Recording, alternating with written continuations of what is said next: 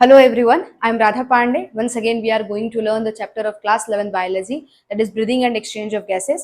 आज की क्लास में हम लोग जो टॉपिक शुरू करने जा रहे हैं बेटा वो मैकेनिज्म ऑफ ब्रीदिंग होगा। और आज की क्लास में हम लोग को जो टॉपिक समझना है उसमें थोड़ा सा पीछे का चीज मैं आपको याद दिलाती हूँ, उसके बाद मैं टॉपिक को शुरू करती हूँ। याद करिए, मैंने आपसे कहा था कि ब्रीदिंग जो है वो दो प्रोसेसेस होती हैं, इंस्पायरेशन और एक्सपायरेशन। उसका ये कंबाइंड इसको जब कर दिया जाता है तब जाकर के आप उसको ब्रीदिंग बुलाते हो। इंस्पायरेशन की अगर मैं बात करूं तो सांस लेने की जो प्रोसेस होती है उसको कहते हैं इनहेलेशन, कहते हैं इसको। और जो एक्सपायरेशन है उसका मतलब होता है एक्सहेलेशन, मतलब सांस छोड़ने की जो प्रक्रिया है इसको कहा जाता है। और इन दोनों को जब एक साथ कंबाइंड फॉर्म में जब हम देखते हैं उसको हम ब्रीदिंग कह लेते हैं। अब मैंने आपसे कहा था कि सांस लेने और छोड़ने का जो ये प्रोसेस है, जो ये इंस्पायरेशन और एक्सपायरेशन का प्रोसेस है, इसमें डेफिनेटली कुछ साइंस लगता होगा। बॉडी के भीतर ऐसी कुछ कंडीशंस क्रिएट होती होंगी, आपके लंग्स के भीतर ऐसी कुछ कंडीशंस क्रिएट होती होंगी जिससे आपका जो एयर है वो अंदर की तरफ पुल हो जाता है लंग्स के भीतर, और एक टाइम पर यही एयर जो है वो बाहर की तरफ पुश कर दिया जाता है लंग्स से बाहर। सही बात है क्या? तो ऐसा वो क्या लॉजिक होता होगा, क्या वो साइंस लगता होगा बॉडी के भीतर, वही साइंस आज हम लोग को सीखना है। काफी इंटरेस्टिंग टॉपिक है, बहुत मजा भी आएगा सीखने में, और साथ में नीट के लिए भी बहुत इंपॉर्टेंट है। रिसेंटली क्वेश्चंस आ चुके हैं इस टॉपिक से। तो शुरू करते हैं वीडियो को, आइए चलिए इस टॉपिक को शुरू। देखिए, मैंने यहाँ पर दो स्टेप लिख भी रखा है, जो कि मैंने बोला अभी कि ब्रीदिंग जो है ये एक्सपायरेशन और इंस्पायरेशन का कंबाइंड प्रोसेस को बुलाया जाता है। अब हम लोग को इंस्पायरेशन मुझे आपको समझाना है, ठीक है? तो हम लोग को पहले समझना है इंस्पायरेशन।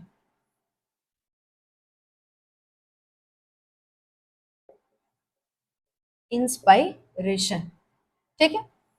अब इंस्पायरेशन में मैं आपको कुछ चीजें, पहले ब्रीदिंग मैकेनिज्म ऑफ ब्रीदिंग को समझने के लिए कुछ छोटे छोटे फैक्ट्स हैं, कुछ छोटी छोटी जो इंपॉर्टेंट बातें हैं, पहले वो आपको समझना पड़ेगा, तब आप इंस्पायरेशन को समझ सकते हैं। तो शुरू करते हैं।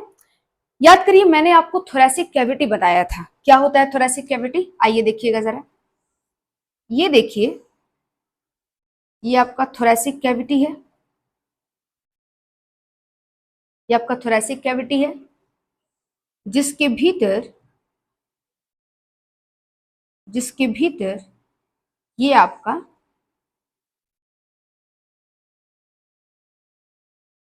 लंग्स पड़ा हुआ है।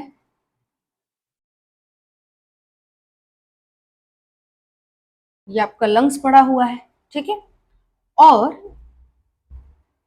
यहीं पर ट्रैकिया बना लेते हैं, जो कि फिफ्थ थोरैसिक वर्टिब्रा पे आकर के डिवाइड हो जाता है और लंग्स के भीतर घुस जाता है।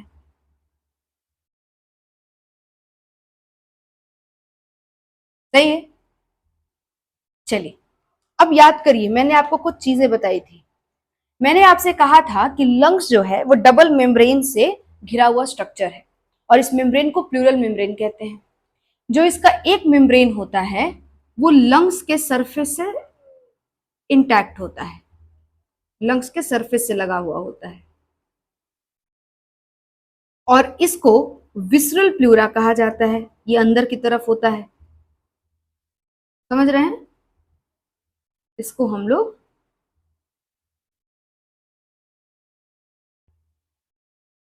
विसरल प्लूरा कहते हैं, ठीक है।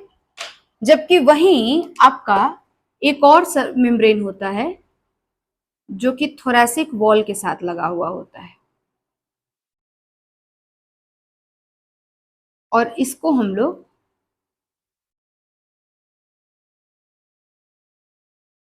पेराइटल प्लूरा कहते हैं।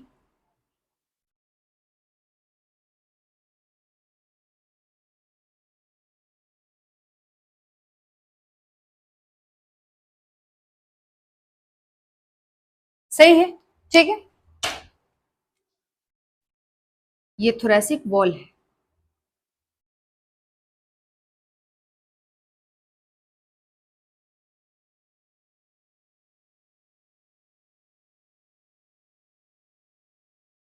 थोरैसिक वॉल है, ठीक है। और ये जो है, इसको थोड़ा मोटा कर दिया मैंने ताकि आपको प्रॉपर नजर आए।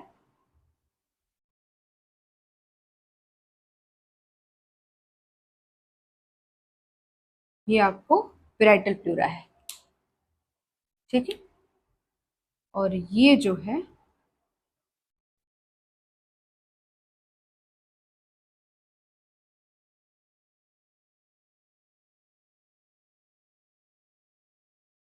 ये आपका जो है ये विसरल प्लूरा हो गया, मार्क कर सकते हैं सबको।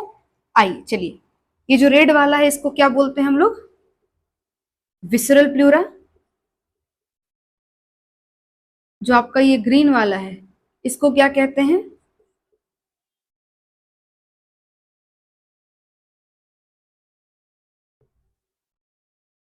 Parietal pleura. और ये जो ब्लैक कलर की लाइनिंग है इसको हम कहते हैं थोरैसिक वॉल। ठीक है, और यहां पे एक और स्ट्रक्चर है नीचे में जिसको आप डायफ्रागम कहते हैं। ठीक है, चलिए अब समझिएगा। सबसे पहली बात जो आपको जाननी चाहिए, जो विसरल प्लूरा और पेराइटल प्लूरा है इनके बीच में आपको स्पेस नजर आ रहा है, इस स्पेस को प्लूरल कैविटी कहते हैं। और ये स्पेस आपको जितना दिख रहा है इतना होता नहीं है, बहुत कम स्पेस होता है, मिलीमीटर में ये स्पेस होता है। समझ में आ रहा है? इसके भीतर लिक्विड भरा हुआ होता है और उस लिक्विड को, जो कि मेनली वाटर ही होता है, ठीक है, मतलब वाटर ही उसमें कंटेंट ज्यादा है, और इस लिक्विड को प्लूरल फ्लूइड कहते हैं।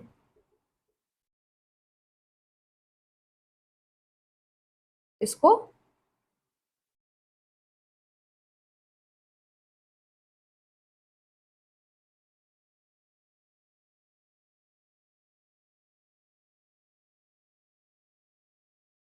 ठीक है प्लूरल फ्लूइड कहते हैं। मैं लिख देती हूं, filled with प्लूरल फ्लूइड। सही है, प्लूरल फ्लूइड से ये आपको भरा हुआ है। अब मेरी बात समझो, आप देखना किस तरीके से आपके बॉडी के भीतर भी फिजिक्स लगता है। आपके आपके जो बॉडी के अंदर जो फिजियोलॉजी होती है उसमें किस तरह से फिजिक्स आपका काम करता है। आपके आम आसपास के जीवन में हर रोज फिजिक्स, केमिस्ट्री और बायोलॉजी सब अप्लाई हो रहे हैं, है ना? देखना जरा, समझो यहाँ पर कैसे फिजिक्स लग रहा है। आपने सरफेस टेंशन एक प्रॉपर्टी पढ़ा होगा, और नहीं भी पढ़ा होगा तो आप पढ़ लेंगे, 11th में ही पढ़ना है इसको। ये जो लिक्विड है, एक तो ये लिक्विड यहाँ पर आपको मॉइस्चर प्रोवाइड कर रहा है मेम्ब्रेन्स को, सही है। दूसरा कि एज ए लुब्रिकेंट काम कर रहा है ये। अब एक बहुत इंपॉर्टेंट बात जो मैं बताने वाली हूँ, ये सारी बातें आपको पहले शायद मैंने बता रखी है क्लास के अंदर, जो इंपॉर्टेंट मैं बात बताने वाली हूँ वो सुनना। ये जो लिक्विड है ये यहाँ पर एक सरफेस टेंशन नाम की प्रॉपर्टी को क्रिएट कर देता है। एडेसिव और कोहेसिव फोर्स जैसी यहाँ पर चीजें जनरेट हो जाती हैं, जो दोनों ही मेम्ब्रेन को आपस में जोड़ के रखने में, इंटैक्ट रखने में हेल्प करता है। समझ में आया क्या बोला मैंने? ये जो दोनों आपका मेम्ब्रेन है, विसरल प्लूरा और पेराइटल प्लूरा, इस लिक्विड में जनरेट हुआ सरफेस टेंशन इन दोनों को आपस में चिपका के रखता है। समझो, जैसे कि आप इस बात को समझ सकते हैं कि कुछ ग्लू का काम करता है ये, करीबन करीबन, मतलब आपस में इनको जोड़ के रखने का काम कर रहा है। अगर किसी भी एक मेम्ब्रेन में कोई भी मूवमेंट होता है तो दूसरे मेम्ब्रेन को मूवमेंट शो करना पड़ेगा, फोर्सफुली ही सही लेकिन करना पड़ेगा, वही सेम मूवमेंट को फॉलो करना पड़ेगा। समझ में आ रहा है? अब इस बात को आप थोड़ा सा कैसे, इसको मैं इसका एक आपको एग्जांपल देती हूँ। जैसे कि आप कोई 2 ग्लास स्लाइड ले लो, ठीक है, और एक ग्लास स्लाइड के ऊपर वाटर को स्प्रेड करके और आप उसके ऊपर दूसरे ग्लास स्लाइड को रख दो। किसी भी लिक्विड को स्प्रेड कर सकते हो, वाटर आप ले लो, उसको भी स्प्रेड कर लो और उसके ऊपर दूसरी ग्लास स्लाइड को रख दो। आप देखोगे कि एक ग्लास स्लाइड दूसरे ग्लास स्लाइड पर फिसलना शुरू कर देगा हल्का हल्का, और इवन एक ग्लास स्लाइड अगर आगे बढ़ेगा तो उस अपने पीछे पीछे दूसरे वाले ग्लास स्लाइड को भी खींचेगा, अपने साथ उसको फोर्सफुली मूव कराएगा। बात समझ में आ रही है? कुछ ऐसा ही यहां पर भी देखने को मिलता है, और ये सब कुछ हो पाता है इस लिक्विड की वजह से, जो कि सरफेस टेंशन की प्रॉपर्टी यहां पर जनरेट करता है। आप देखो ध्यान से कि आपका जो ये ब्लैक कलर का लाइनिंग है, थोरैसिक वॉल जो है, अगर ये किसी भी तरीके का मूवमेंट करता है तो पेराइटल प्लूरा इससे इंटैक्ट है, जुड़ा हुआ है, पेराइटल प्लूरा में भी वो मूवमेंट नजर आएगा। और चूंकि पेराइटल प्लूरा लिक्विड के थ्रू विसरल प्लूरा से जुड़ा हुआ है, तो अगर कोई भी मूवमेंट पेराइटल प्लूरा में होता है तो वही सेम मूवमेंट विसरल प्लूरा को भी फॉलो करना पड़ेगा। मतलब आप इस बात को समझ पाए होंगे शायद कि किस तरीके से मैंने पीछे आपसे कहा था कि थोरेसिक कैविटी में अगर आप ऑल्टर करा दो, उसके वॉल्यूम को आप ऑल्टर कर दो, चेंज कर दो, तो आपके लंग्स का वॉल्यूम भी चेंज हो जाता है। तो यहाँ पर आप देख सकते हैं कि किस तरीके से थोरेसिक वॉल का मूवमेंट थोरेसिक कैविटी को ऑल्टर करेगा। थोरेसिक कैविटी के अल्टर होने से लंग्स की मेम्ब्रेन भी अपने आप को उसके साथ फॉलो अप करने में भी मूव करेंगी, और वहां पर जब लंग्स की मेम्ब्रेन भी जब उसको फॉलो अप करेंगी, मूव करेंगी, तो उससे उसके अंदर का वॉल्यूम भी चेंज हो जाएगा। थोरेसिक कैविटी किस तरीके से लंग्स के वॉल्यूम को भी चेंज कराने की में कैपेबल होता है, ये बात आपको थोड़ी थोड़ी समझ में आ गई होगी। मैंने आपको पीछे वाली क्लास में इसको थोड़ा सा बताया भी था। क्लियर है क्या? ओके, ये पहली चीज थी जो आपको यहाँ पर समझना है। मैकेनिज्म ऑफ ब्रीदिंग को समझने के लिए मैंने आपसे कहा कुछ कुछ बातें हैं जो आपको पहले क्लियर करना होगा। तो एक पहली बात जो मैंने आपको क्लियर कर दी, समझ में आ गई बात कि दोनों मेम्ब्रेन आपस में उस लिक्विड की वजह से इंटैक्ट हैं, और वो लिक्विड उनको मजबूर करता है कि जो भी पेराइटल प्लूरा हरकत करेगा, प्रेशर प्लूरा को भी सेम वही चीज को फॉलो करना पड़ेगा। सही है? दूसरी मेरी बात सुनना, यहाँ पर ये जो आपका थोरेसिक कैविटी है, याद करो ये थोरेसिक कैविटी कुछ खास तरह के स्ट्रक्चर से घिरा हुआ था, तब जाके ये कैविटी तैयार हुआ था। आगे से स्टर्नम, पीछे से वर्टिब्रल कॉलम, और साइड से रीब्स से घिरा हुआ था ये, और नीचे से डायफ्रागम, तब जाकर के थोरेसिक कैविटी तैयार हुआ था। मतलब कुछ ऐसा, आगे से ये स्टर्नम है, ये साइड से ये वाली रीब्स है, पीछे से वर्टिब्रल कॉलम है, और नीचे से डायफ्रागम है, और ये आपका थोरेसिक कैविटी हो गया। इसके भीतर लंग्स रखा हुआ है। सही है? तो ये अगर मैं यहाँ पर बात करूं तो यहाँ आपको डेफिनेटली यहाँ से ऐसे रिप्स नजर आती होंगी, यहाँ पे ऐसे रिप्स बनी हुई होंगी। सही है? आगे में स्टर्नम भी होगा, पर मैं वो सब नहीं करूंगी, बहुत गंदा हो जाएगा फोटो, मुझे उसकी जरूरत नहीं है। ऐसा कुछ होगा, रिप्स होगा। सही है? अब समझो बेटा, आपकी बॉडी में दो तरह के बोन्स होते हैं, लॉन्ग बोन और फ्लैट बोन। जो यहाँ पर रिप्स है वो एक्चुअली फ्लैट बोन है। तो ये जो रिप्स हैं ये कुछ इस तरह की फ्लैट बोन्स हैं, इस तरह की ये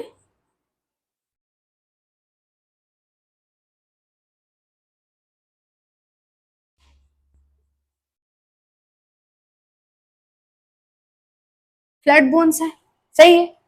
अब देखो जरा ध्यान से, ये जो आपकी फ्लैट बोन्स हैं, रीफ्स जो हैं, इनके बीच में ऐसे आपको क्या लग रहा है कि देख के कि खाली जगह है, लेकिन एक्चुअली ये खाली जगह नहीं होता। यहां पर बीच में मसल्स लगी हुई होती हैं, और इस मसल को इंटरकोस्टल मसल्स कहा जाता है। क्या बोलते हैं इनको? इंटर कोस्टल मसल्स कहते हैं। ठीक है? यहां पर जो ये टर्म है इंटर, इसका मतलब ही होता है इन बिटवीन, और इस कोस्टल वर्ड का मतलब होता है रीब्स। मतलब muscles present between the ribs are called intercostal muscles. एक आपको रफली बात समझ में आ गई? अब ये जो इंटरकोस्टल मसल्स हैं ये दो तरह की होती हैं, और ये दो तरह की कौन कौन सी हैं भाई?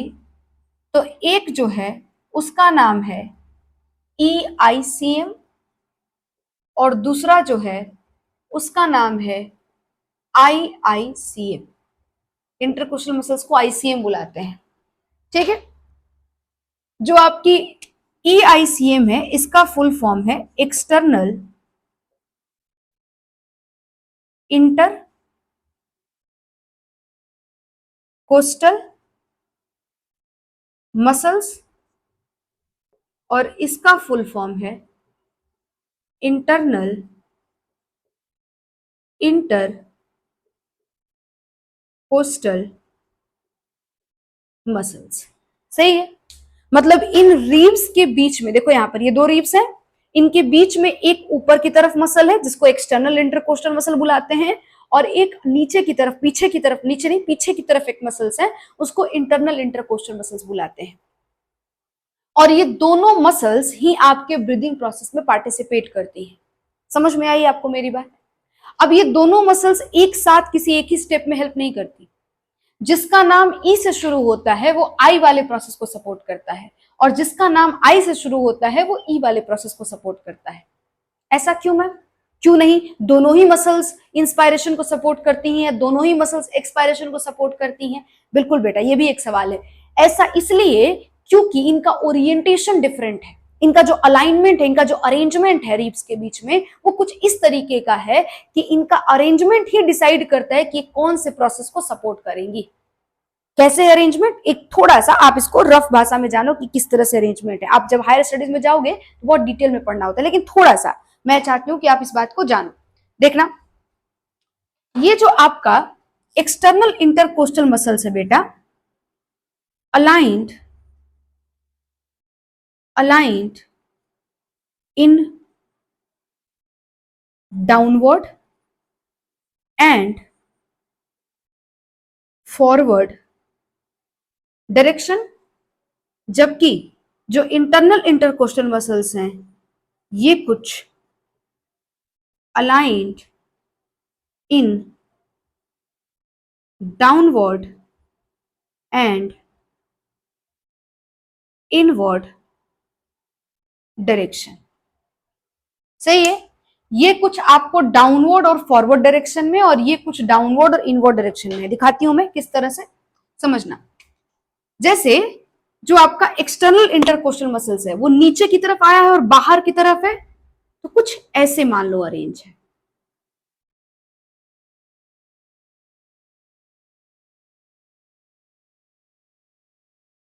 सही है? समझ पा रहे हो? जबकि वही जो आपका इंटरनल इंटरकोस्टल मसल्स है ये नीचे की तरफ तो गया है पर अंदर की तरफ ये आपको गया हुआ है, इनवर्ड है, डिप्रेस्ड है, कुछ इस तरह से।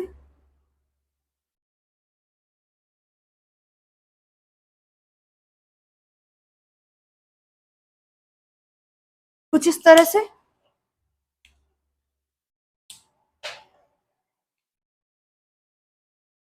सही बात है?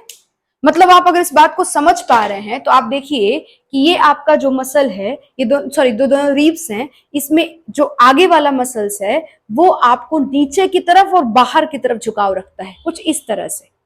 जबकि जो इसके पीछे मसल हैं वो नीचे की तरफ हैं लेकिन अंदर की तरफ उनका बना हुआ है अलाइनमेंट।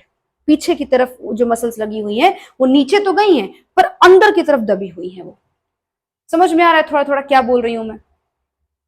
तो इनके अलाइनमेंट ही डिसाइड करते हैं कि कौन से प्रोसेस में ये पार्टिसिपेट करेंगे।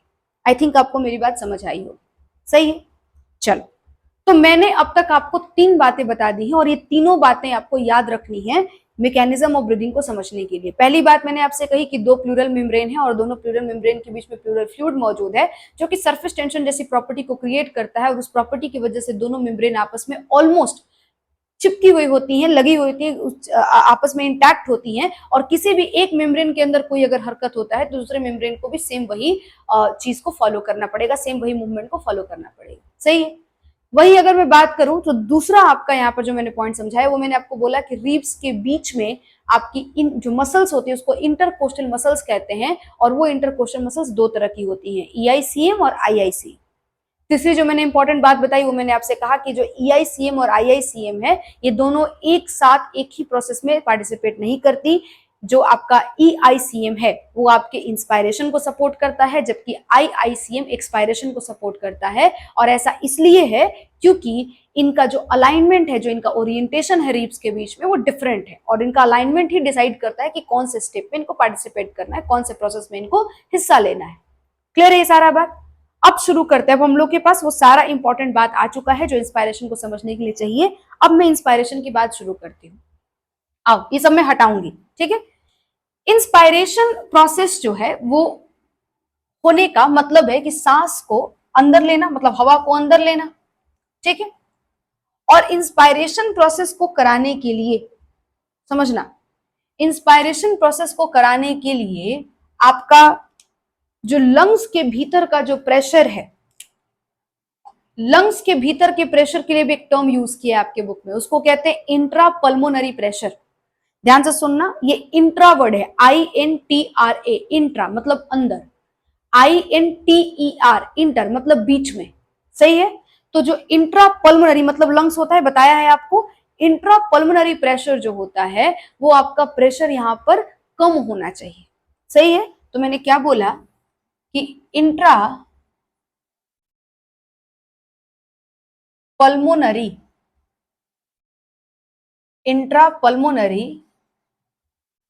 Pressure is less than atmospheric pressure. किससे कम होना चाहिए भाई? तो एटमॉस्फेरिक प्रेशर से कम होना चाहिए। सही है, क्या करने के लिए? फॉर इंस्पिरेशन, इंस्पिरेशन नहीं यार, इंस्पायरेशन पढ़ते हैं इसको, फॉर इंस्पायरेशन। ठीक है, फॉर इंस्पायरेशन, इंस्पायरेशन के लिए आपका जो इंट्रापल्मरी प्रेशर है, क्या होता है इंट्रापल्मरी प्रेशर? अभी बताया, pressure with in the lungs, pressure with in the pressure with in the lungs. Lungs के भीतर का जो प्रेशर है उसको इंट्रापल्मरी प्रेशर कहते हैं और वो कम होना चाहिए एटमॉस्फेरिक प्रेशर से। और कुछ कुछ जगहों पे आपके एनसीईआरटी बुक में भी इवन इंट्रापल्मरी प्रेशर को नेगेटिव प्रेशर भी कह रहा है। क्यों कह रहा है नेगेटिव प्रेशर? क्योंकि कम है। नेगेटिव का यहाँ पर सिर्फ और सिर्फ सेंस है कम होने से। समझ में आया? तो मैं यहाँ पर अगर ये लाइन लिख दूं कि pressure with in the lungs is negative, तो बात गलत नहीं होगा कि इंट्रापल्मोनरी प्रेशर जो है वो नेगेटिव प्रेशर है, यहाँ पर कम है वो प्रेशर। किससे? एटमॉस्फेरिक प्रेशर से। कोई प्रॉब्लम नहीं है। अब समझो, अब ये प्रेशर कैसे कम हुआ लंग्स के भीतर? भाई ऐसा क्या सिचुएशन हो गया कि प्रेशर कम हो गया? तो समझना जरा, आपकी केमिस्ट्री में एक लॉ पढ़ा होगा आपने, बॉयल्स लॉ। ठीक है, नहीं पढ़ा होगा तो पढ़ लेंगे, केमिस्ट्री के पहले ही चैप्टर में आपको पढ़ना होता है। ठीक है, और उस बॉयल्स लॉ के अकॉर्डिंग, यहाँ पे इस लॉ का कोई यूज नहीं है बेटा, खाली सुन लो। प्रेशर जो होता है वो वॉल्यूम के इनवर्सली प्रोपोर्शनल होता है। प्रेशर क्या होता है? वॉल्यूम के इनवर्सली प्रोपोर्शनल होता है। मतलब अगर कहीं पर वॉल्यूम को बढ़ा दिया जाए या वॉल्यूम को घटा दिया जाए तो उससे प्रेशर भी आपका अफेक्टेड होगा। कैसे अफेक्टेड होगा? अगर आप अपने वॉल्यूम को बढ़ा देते हैं तो वहां का प्रेशर कम हो जाएगा, और अगर आप वॉल्यूम को घटा देते हैं तो वहां का प्रेशर ज्यादा हो जाएगा। सही है, मेरा यहां का प्रेशर कैसा है? कम है एटमॉस्फेरिक प्रेशर से, और प्रेशर कम है, प्रेशर कम है, प्रेशर कम है, मतलब डेफिनेटली यहां पर कहीं वॉल्यूम तो नहीं बढ़ा दिया गया। एग्जैक्टली वॉल्यूम तो बढ़ाया गया है।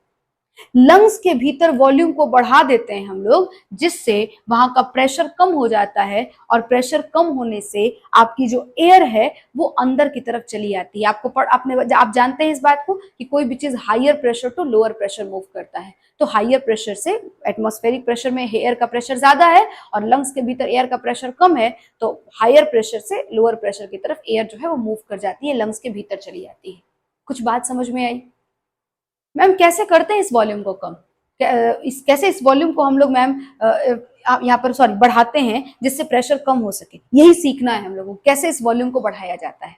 शुरू करें बात को। चलो आप देखो, वॉल्यूम को बढ़ाने के लिए यहाँ पर एक्चुअली कुछ मसल्स हैं जो इस काम को सपोर्ट करती हैं। पहले मैं इस बात को लिख लेती हूँ, ये सब नोट्स के तौर पे मैं लिख रही हूँ, तुम भी लिखते चलोगे अपनी कॉपी के अंदर, या फिर जब वीडियो खत्म हो जाएगा तो जरूर लिख लेना। ठीक है, चलो क्या बोला मैंने कि to increase volume, to increase volume within the lungs, within the lungs, lungs के भीतर वॉल्यूम को इंक्रीज करने के लिए दो मसल्स रिस्पॉन्सिबल है।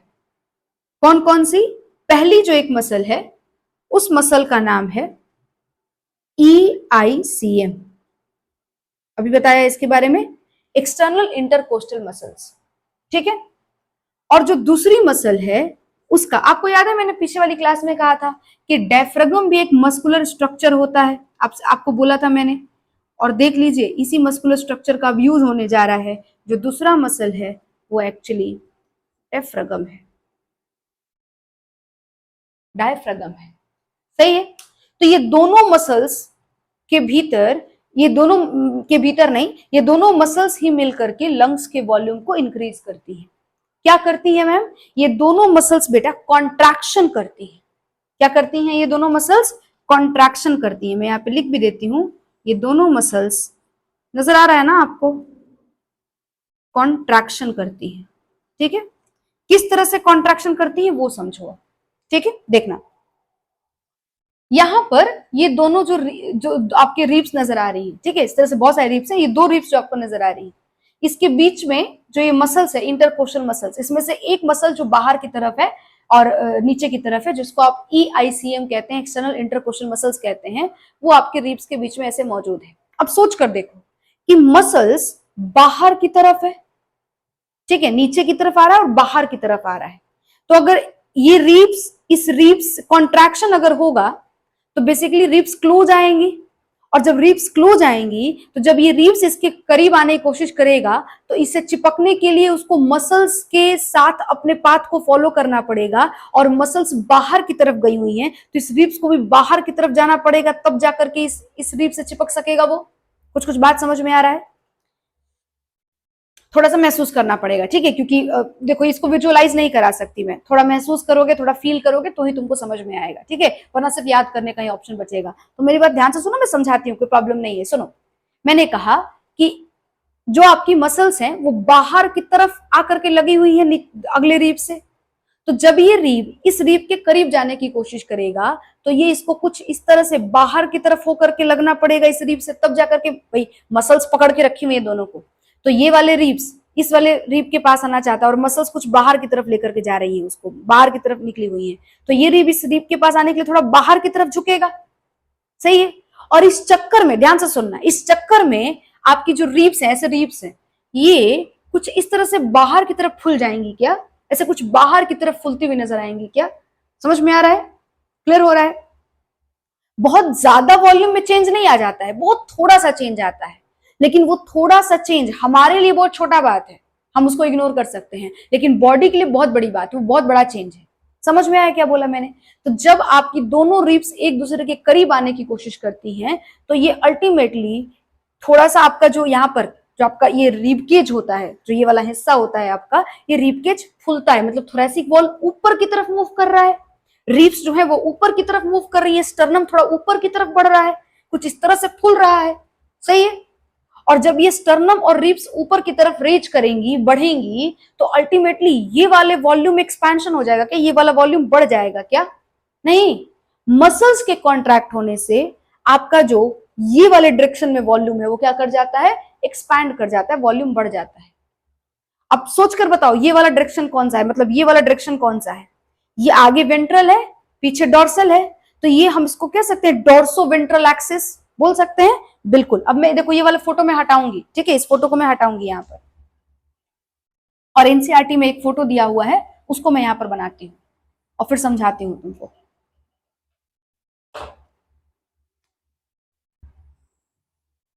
ऐसा फोटो दिया हुआ एनसीईआरटी में?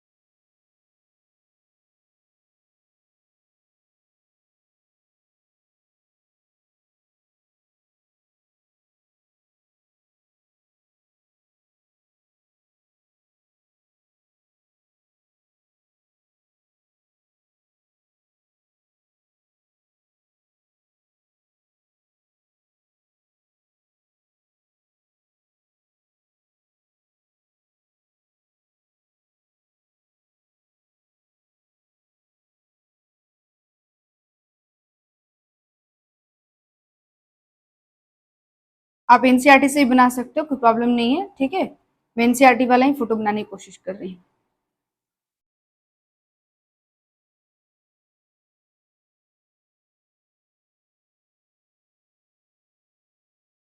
ठीक है।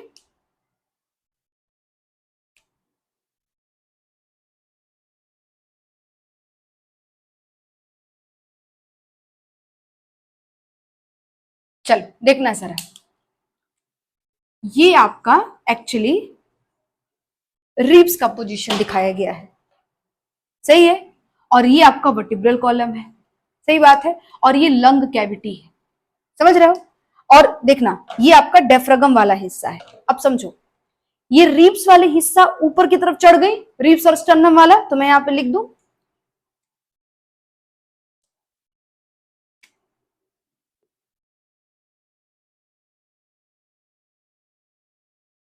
मैं ये वाला पार्ट साफ कर दूं क्या, हटा देती हूं मैं इसको।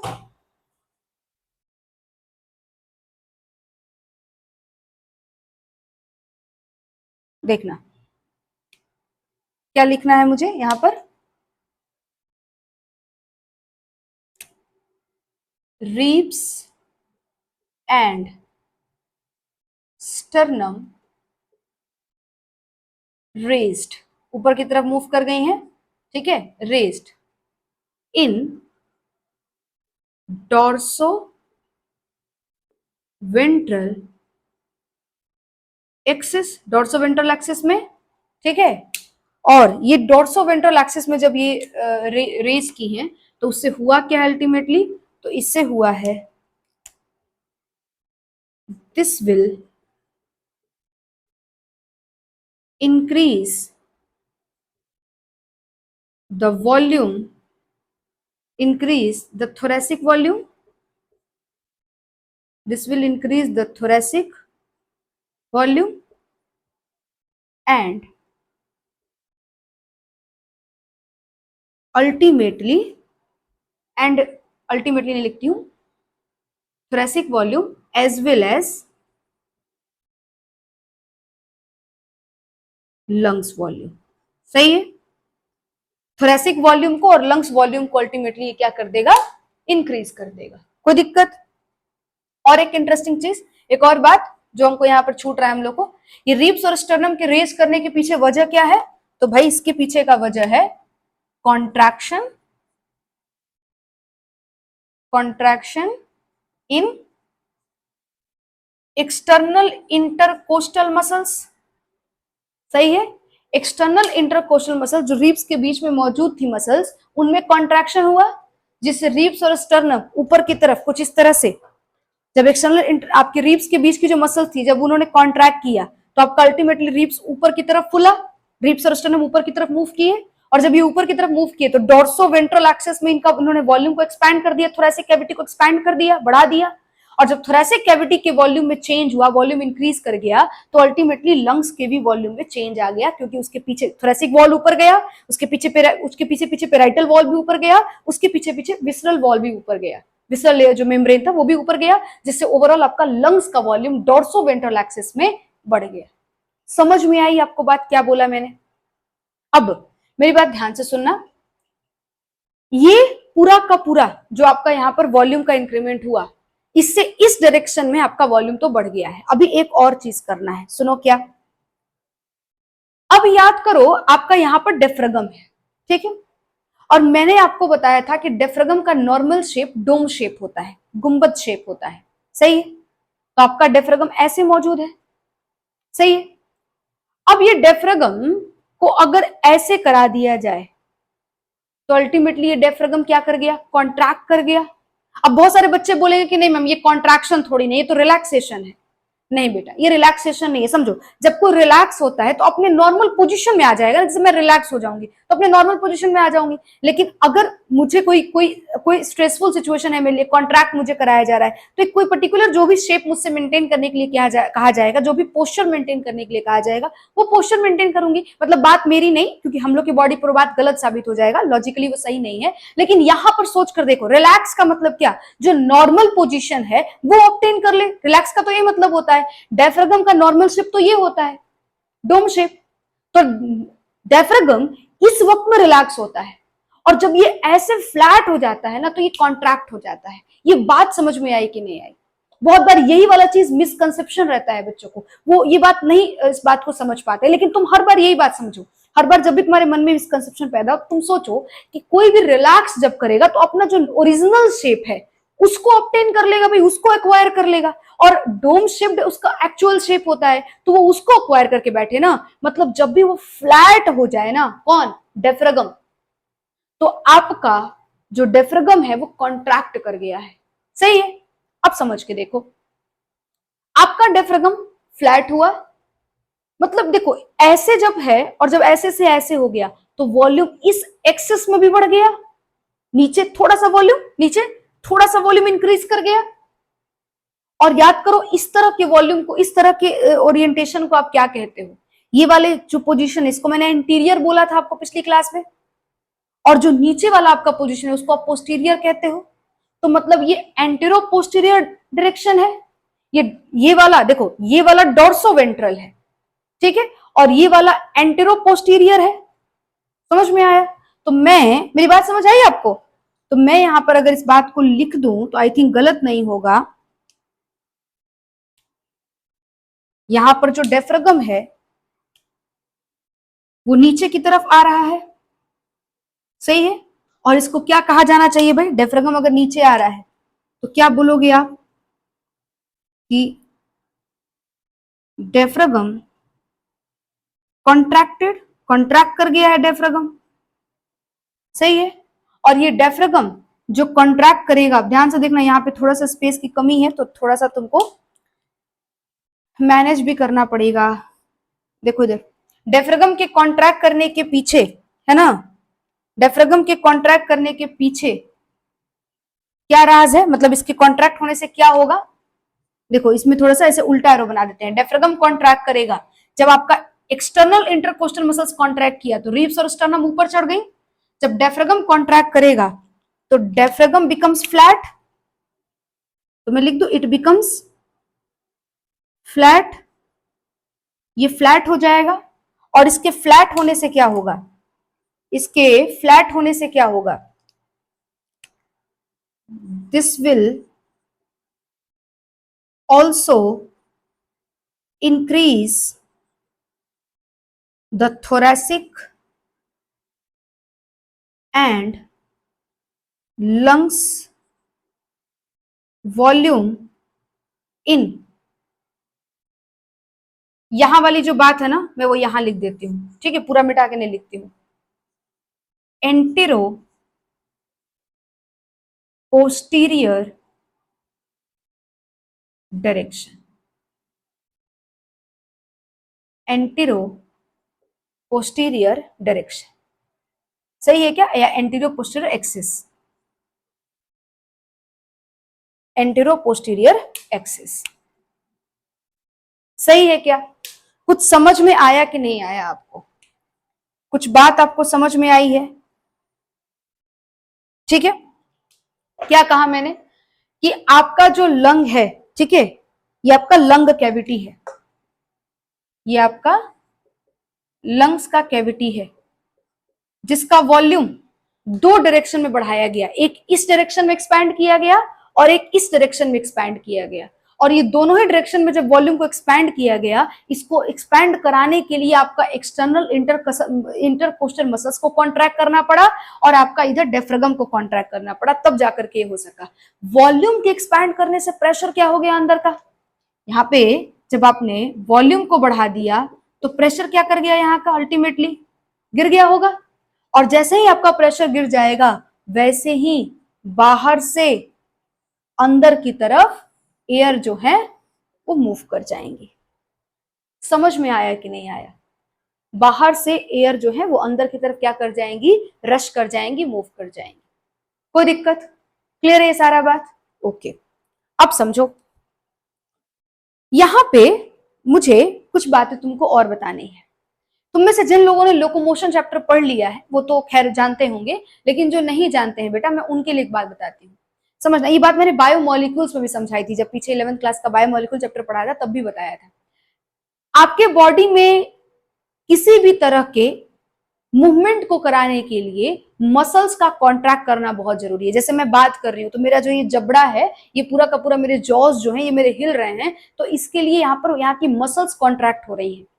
मेरे मेरे हाथ हिल रहे हैं तो मेरे मसल्स कॉन्ट्रैक्ट हो रहे हैं, तभी ये हाथ का मूवमेंट हो पा रहा है। मैं खड़ी हूं, ये पोस्चर मैंने मेंटेन किया हुआ है, ये पोस्चर मैं तभी मेंटेन कर सकती हूँ जब यहाँ पर मेरा यहाँ का जो मसल्स है, मेरे जो बैक के मसल्स हैं वो कॉन्ट्रैक्टेड होंगे, तभी ये पॉसिबल है। आप अगर बैठे हो या लेटे हुए हो तो आपके भी मसल्स यहाँ पर कॉन्ट्रैक्टेड है, तभी आप ये चीज करा पा रहे हो। मतलब बॉडी का कोई भी पोस्चर मेंटेन करो या किसी भी तरह का मूवमेंट करो तो आपके मसल्स कॉन्ट्रैक्ट होते हैं, तभी जाकर के मूवमेंट पॉसिबल होता है। ओवरऑल बात समझ में आ गई?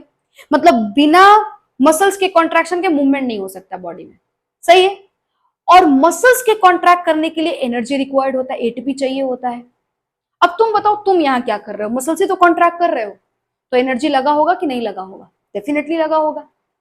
और जब ये एनर्जी लगा होगा, इसका मतलब समझो, जो सांस लेने का प्रक्रिया है, जो इंस्पायरेशन प्रोसेस है, ये एक एनर्जी रिक्वायरिंग प्रोसेस है या नहीं? बिल्कुल एनर्जी रिक्वायरिंग प्रोसेस है, और एनर्जी रिक्वायरिंग प्रोसेस को एक्टिव प्रोसेस कहा जाता है।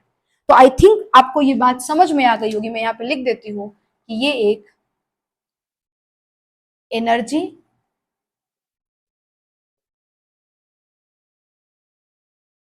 रिक्वायरिंग प्रोसेस है, जिसको एक्टिव प्रोसेस भी कहा जाता है। सही है, जिसको एक्टिव प्रोसेस भी कहा जाता है। ठीक है, और ये जो एनर्जी रिक्वायरिंग प्रोसेस है, एक्टिव प्रोसेस है, ये आपका कौन किसको बोला गया? इंस्पायरेशन को। कोई दिक्कत है ना? क्योंकि यहाँ भी मसल्स कॉन्ट्रैक्ट कर रही हैं, तो भाई एनर्जी लगा होगा, मतलब ये एक एनर्जी, मतलब आप जितनी बार सांस लेते हो आपकी एनर्जी खर्च होती है। कोई दिक्कत? ओके। एक बात, दूसरा और आखिरी बात जो कि अब इंस्पायरेशन को खत्म कर देगा, सुनना क्या, जहां भी कॉन्ट्रैक्शन होगा, ठीक है, देखो ये दो जगह पे दो मसल्स में कॉन्ट्रैक्शन हुई है, ईआईसीएम और आपके डायफ्रागम। ठीक है, ये जो दो मसल्स हैं, कहां लिखूं मैं इस बात को? यहाँ पे इसको हटा दो, मैकेनिज्म, ये टॉपिक को हटा देती हूँ, है ना। ये जो आपका है कौन कौन सा भाई? ईआईसीएम, ठीक है, और एक कौन सा है? डायफ्रागम। इन दोनों में क्या हो रहा है भाई? कॉन्ट्रैक्शन हो रहा है, पीछे लिखा भी था मैंने। इनमें क्या हो रहा है? इनमें कॉन्ट्रैक्शन चल रहा है,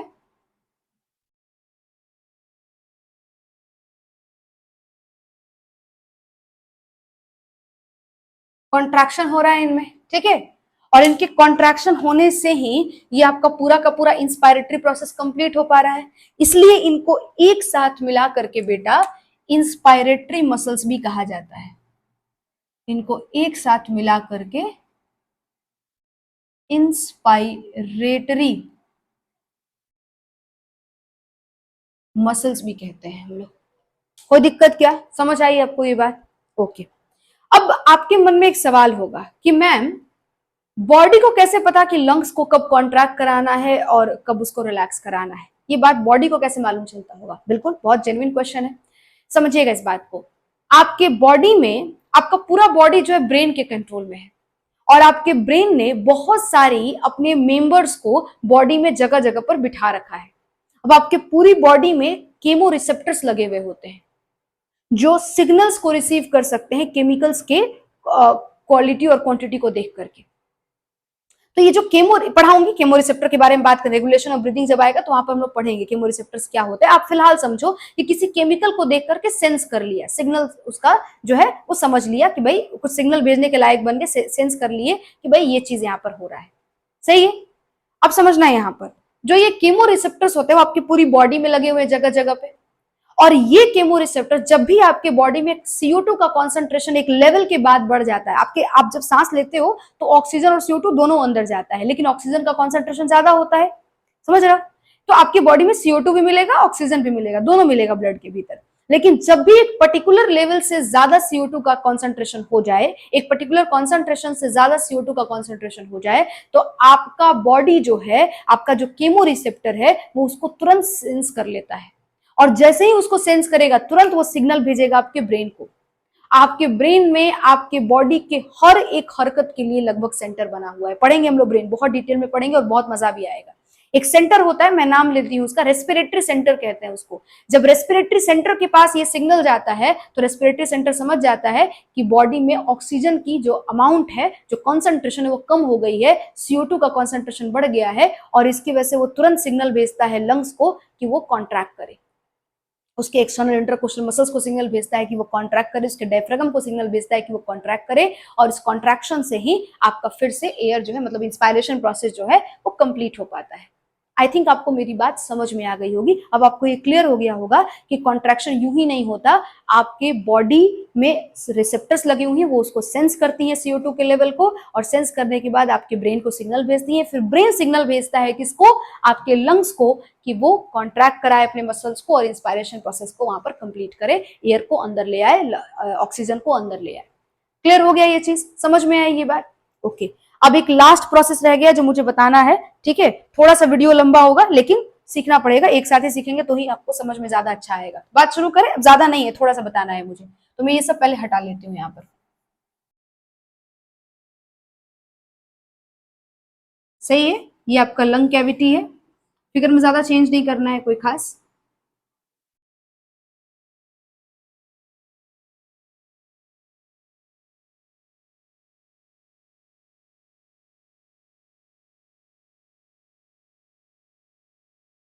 ठीक है, इसको थोड़ा सा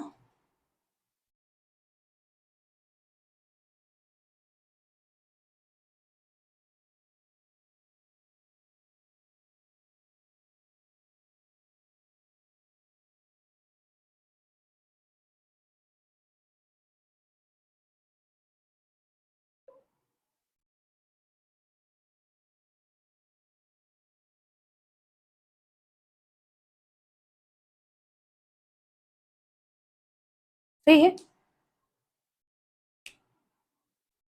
चल ठीक है, हो गया। अब समझो, तुम बताओ मुझे क्या हेडिंग लगाना चाहिए भाई? एक्सपायरेशन। तुम बताओ मुझे कि एक्सपायरेशन के अंदर क्या होगा? इंस्पायरेशन में तो इंट्रापल्मोनरी प्रेशर कम था, है ना, और प्रेशर कम था जिससे हायर प्रेशर से लोअर प्रेशर में एयर जो है वो आपका मूव कर गया, रश आउट कर गया, है ना। अब यहाँ पे एक और बात है जो कभी कभी लगता है कि आई थिंक बच्चों को कंफ्यूजन हो जाता हो कि मैम हायर प्रेशर से लोअर प्रेशर में कोई चीज मूव किया तो एनर्जी कैसे लगा? नहीं बेटा, हायर प्रेशर से लोअर प्रेशर में हवा को आने में एनर्जी नहीं लगा है। समझ में आ रहा है ना? इंस्पायरेशन एक्टिव प्रोसेस बोल दिया मैंने, higher pressure to lower pressure मैंने एयर को मूव करा दिया, तो बहुत सारे बच्चे यहाँ पे कंफ्यूज हो जाएंगे कि बोलेंगे कि अरे मैडम हायर प्रेशर से लोअर प्रेशर में आने में चीजें कब से एनर्जी लगने लगी? तो नहीं, आप नहीं समझे। हायर प्रेशर से लोअर प्रेशर में एयर को आने में एनर्जी नहीं लगा है, नीचे में लोअर प्रेशर क्रिएट करने में एनर्जी लगा है। समझ में आया क्या बात बोला मैंने? लंग्स के भीतर लोअर प्रेशर क्रिएट हो जाए, उस लोअर प्रेशर को क्रिएट करने में एनर्जी लगा है। मसल्स कॉन्ट्रैक्ट कराया था ना तुमने, एनर्जी कहां लगी थी भाई? मसल्स को कॉन्ट्रैक्ट करने में। और मसल्स को कॉन्ट्रैक्ट करा करके तुमने बेसिकली करा क्या? वॉल्यूम को चेंज किया, वॉल्यूम को इंक्रीज करा, वॉल्यूम इंक्रीज हुआ तो उससे अल्टीमेटली हुआ क्या? प्रेशर तुम्हारा अंदर का कम हो गया। समझ रहे हो? तो प्रेशर को कम करने में एनर्जी लगा है, higher pressure to lower pressure को मूव कराने में एनर्जी नहीं लगा है ना? समझ में आई बात क्या बोला मैंने? ओके चलो ठीक है, कोई दिक्कत होगा तो तुम मुझसे पूछ लेना। चलो बात करते हैं, अब आ जाओ एक्सपायरेशन पे चलते हैं। एक्सपायरेशन के अंदर अब बता दो तुम, तो मुझे तो लगता है यार कि जैसे वहां पे भाई सही बात है ना, लंग्स के भीतर अंदर में प्रेशर कम था तो एयर बाहर से अंदर की तरफ आया। अब प्रेशर ज्यादा होना चाहिए तभी धक्का मार करके एयर को बाहर निकालेंगे। बिल्कुल, तो लिख देते हैं कि intra pulmonary, intra pulmonary pressure is greater than किससे? एटमॉस्फेरिक प्रेशर से। कुछ गलत बोल दिया क्या? समझ में आया? क्लियर है? एटमॉस्फेरिक प्रेशर से क्या है आपका, ये ज्यादा हो जाएगा। कौन? लंग्स के भीतर का प्रेशर। अब ये प्रेशर नेगेटिव नहीं है, सही बात है ना भाई? प्रेशर जब कम होता है तब नेगेटिव कहते हैं, अभी प्रेशर नेगेटिव तो नहीं रह गया। ओके ठीक है भाई, बहुत सही है। चलो अब मुझे, अब सब कुछ क्लियर है क्योंकि सब कुछ तुम जान चुके हो, थोड़ा थोड़ा बात मुझे बस बताना है, तुम बताओगे मुझे, मैं नहीं बताऊंगी तुमको, सही है? चलो बताओ मुझे, इंट्रापल्मोनरी प्रेशर कम ज्यादा हो गया एटमॉस्फेरिक प्रेशर से, इसका मतलब है कि यहां पर प्रेशर ज्यादा मतलब लंग्स का वॉल्यूम कम, है ना? तो टू अब मैं बॉल्स लाने लिखूंगी ना, हो गया ना एक बार तो। To decrease the volume, to decrease the volume of lungs, volume of lungs, कुछ कुछ मसल्स पार्टिसिपेट करती होंगी। चलो देखना जरा ध्यान से, जो मसल्स यहाँ पे पार्टिसिपेट करती हैं वो कौन होती हैं भाई? तो वो एक तो होता है आपका डायफ्रागम, और कराना क्या है वहां पर तुमने, तुम मुझे बताओ, वहां पर तुमने कॉन्ट्रैक्ट कराया था किसको? डायफ्रागम को और एक्सटर्नल इंटरकोस्टल मसल्स को। मतलब आपका एक्सटर्नल इंटरकोस्टल मसल्स जो हैं वो बेसिकली कॉन्ट्रैक्ट हुई तो रिब्स और स्टर्नम चढ़ गया था। सही है। अब ये रिब्स और स्टर्नम को क्या करना है? इसको नीचे की तरफ लेकर के आना है भाई, जो रेस्ड हो रखा है उसको नीचे की तरफ। सोचो ऐसे फूलते रह जाए, ऐसे फूलते ही रह जाए तो फट ही जाएगा लंग्स तो, है ना, कितना मुश्किल हो जाएगा। तो भाई इसको अब नीचे लेके आओगे ना, ऐसे तो फूलते चला जा रहा है। तो ribs and sternum return to their original position, यही कह सकते हैं कि भाई ओरिजिनल पोजीशन पे रिटर्न हो गई अपने, या अंदर की तरफ चली आई, है ना। और आपका जो डायफ्रागम है देखो वो फ्लैट हो गया था वॉल्यूम बढ़ाने के चक्कर में, अब वापिस से डायफ्रागम क्या हो जाएगा? रिलैक्स हो जाएगा। डायफ्रागम वहां पे कॉन्ट्रैक्टेड था, यहाँ पे डायफ्रागम क्या हो जाएगा? रिलैक्स्ड हो जाएगा, अपने ओरिजिनल पोजीशन में रिटर्न हो जाएगा, डोम शेप मेंटेन कर लेगा। क्लियर है ये बात? ओके। तो अल्टीमेटली आपके समझो, इसका मतलब है कि जो आपका ये आपका जो स्टर्नम और जो आपकी रिब्स चढ़ गई थी एक्सटर्नल इंटरकोस्टल मसल्स के कॉन्ट्रैक्ट होने से, अब वो मसल्स बेसिकली केवल क्या करे? रिलैक्स कर ले खुद को, तो ये रिब्स और स्टर्नम क्या हो जाएंगी? वापिस से अपने ओरिजिनल पोजीशन पे चली आएंगी। और जो डायफ्रागम आपका कॉन्ट्रैक्ट हो गया था वो रिलैक्स कर ले तो वापिस से अपने ओरिजिनल पोजीशन पे चला आएगा। तो मैं कह सकती हूँ कि वॉल्यूम को डिक्रीज करने के लिए डायफ्रागम और एक्सटर्नल इंटरकोस्टल मसल्स को क्या कर लेना चाहिए?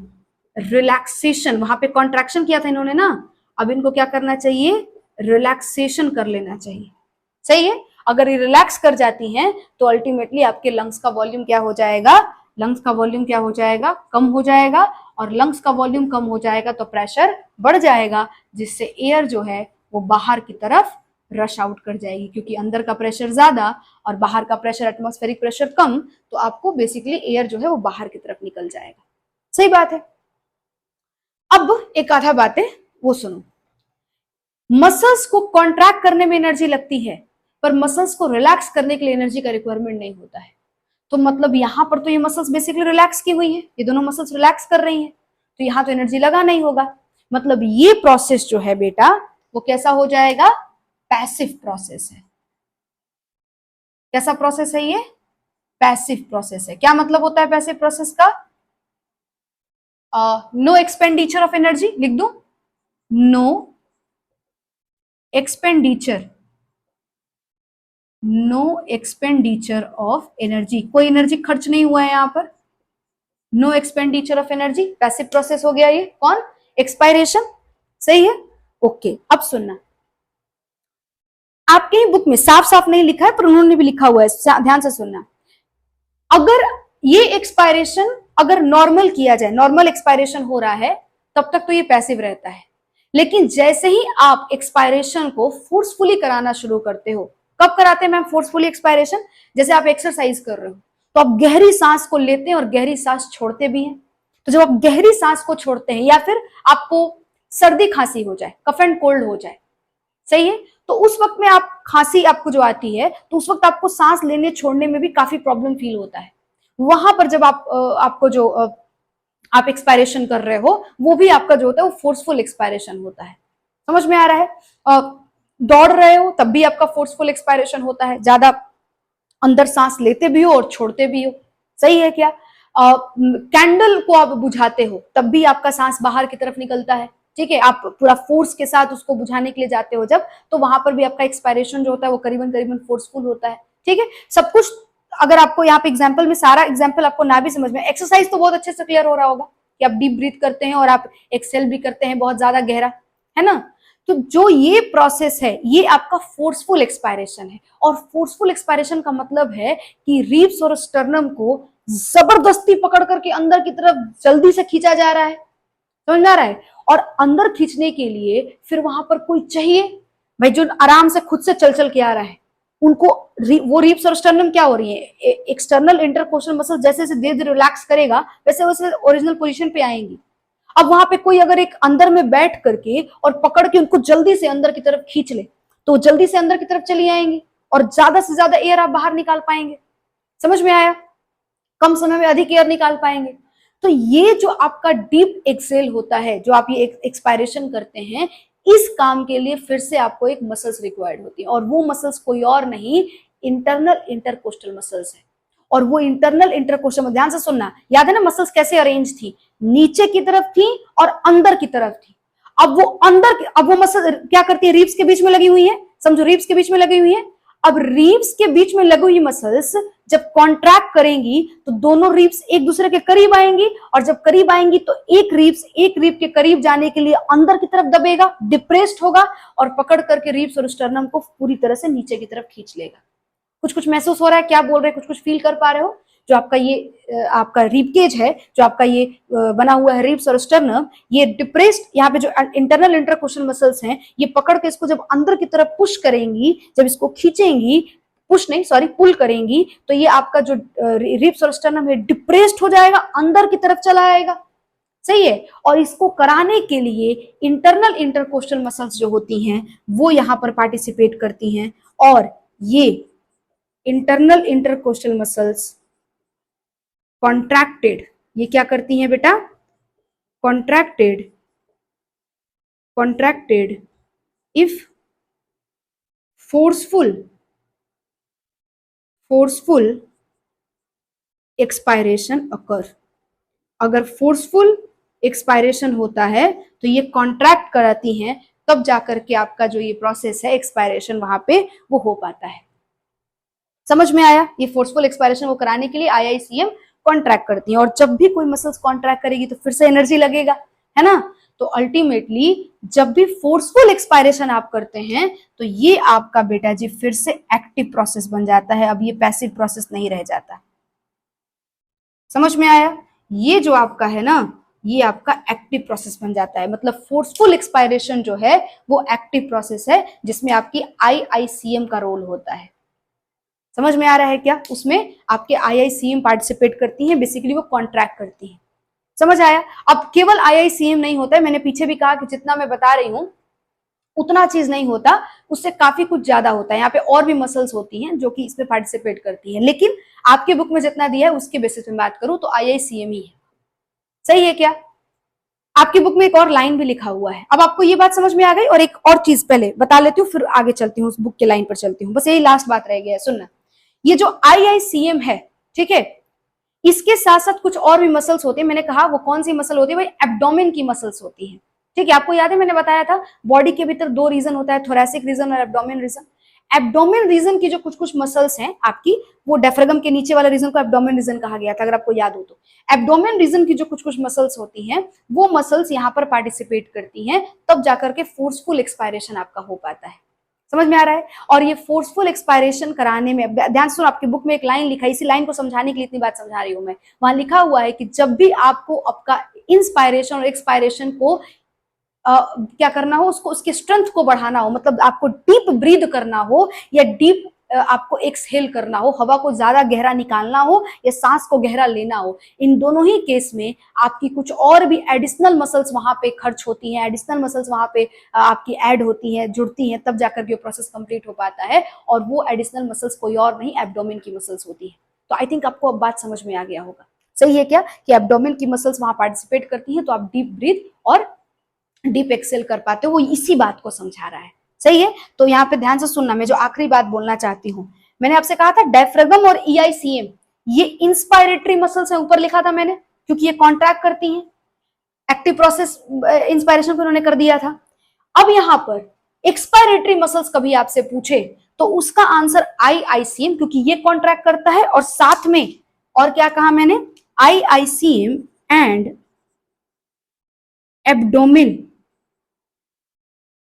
एब्डोमेन मसल्स, एब्डोमेन की जो मसल्स है, मसल्स ऑफ एब्डोमेन, ठीक है, एब्डोमेन मसल्स, ठीक है, इसके नाम होते हैं अलग अलग, उस पर हम लोग नहीं जा रहे हैं। इनको आप एक साथ क्या कहोगे? इसको आप कहोगे एक्सपायरेटरी मसल्स। एक्सपायरेटरी मसल्स जो कॉन्ट्रैक्ट करेंगी उन मसल्स को इसमें लिया जाता है। इंस्पायरेशन में ये दोनों कॉन्ट्रैक्ट थी इसलिए इंस्पायरेटरी मसल्स थी, एक्सपायरेशन में ये दोनों कॉन्ट्रैक्ट करती हैं इसलिए ये एक्सपायरेटरी मसल्स। क्लियर हो गया क्या? सारा बात समझ में आया? अब ये सारा कुछ आप अपनी कॉपी में नोट कर लेना, टॉपिक खत्म हो गया है, ठीक है। ये सारा कुछ आप अपनी कॉपी में नोट कर लेना। एक बार नोट करने के बाद पूरी कॉपी को पहले पढ़ना, फिर एनसीईआरटी को पढ़ना, एंड देन फिर उसके बाद कोई दिक्कत हो तो तुम मुझसे पूछ सकते हो, ठीक है। मिलते हैं नेक्स्ट वीडियो में और आगे के टॉपिक को पढ़ेंगे। Thank you.